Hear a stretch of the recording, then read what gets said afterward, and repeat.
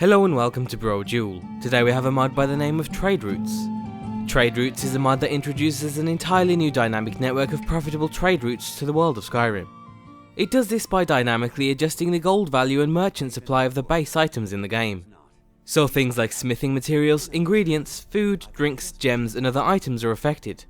What makes the network smart and effective is that the adjustments are made based on regional patterns of supply and demand. The new network is actually separated into two loops. The main loop focuses on every major hold except Whiterun and is meant for lower leveled or early game merchants.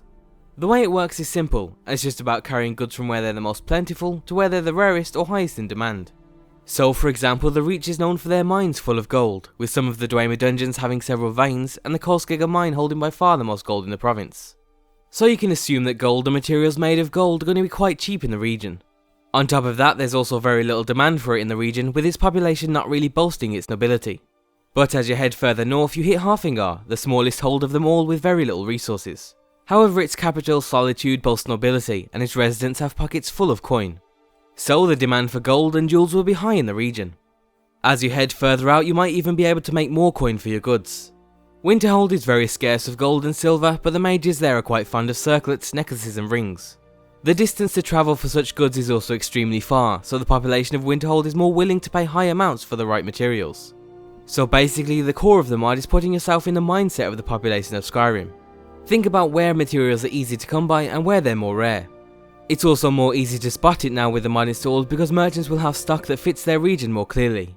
There'll also be more of it, so you can buy in bulk and sell it for a higher profit.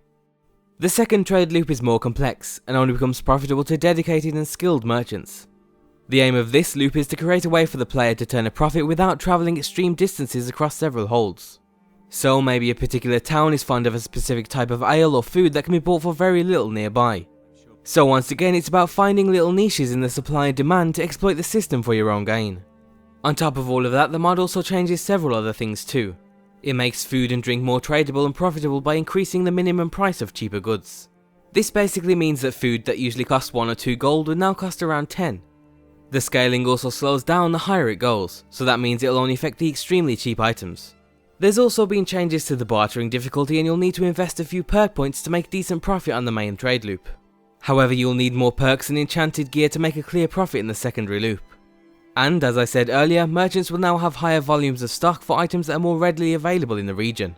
They'll also have more gold so you can trade more easily. And finally, one of the most interesting features is the interaction with certain quests and locations. As you probably know, Skyrim comes with several quests that revolve around liberating certain mines or dungeons. Normally when you liberate these mines it means nothing, but now when you clear out a mine, the miners will actually go back to work and any resources in that mine will be more readily available in the region, which will reduce prices and allow you to make a bigger profit.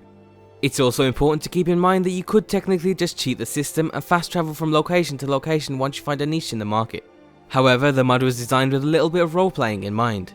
So this will work great alongside mods that offer new ways to get around the province while also disabling fast travel, like touring carriages. And that's pretty much everything you need to know about trade routes. The mod is very similar to a couple of other popular merchant team mods by the name of Economics in Skyrim and Trade and Barter, which we'll also include links for down below.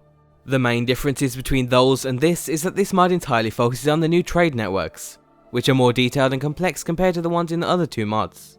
The other two mods also add a bunch of things that you might not want to include, like relationships, factions and race being taken into account when you buy and sell goods. In terms of compatibility, you shouldn't have too many issues. It's compatible with Skyrim Redone and most other perk mods.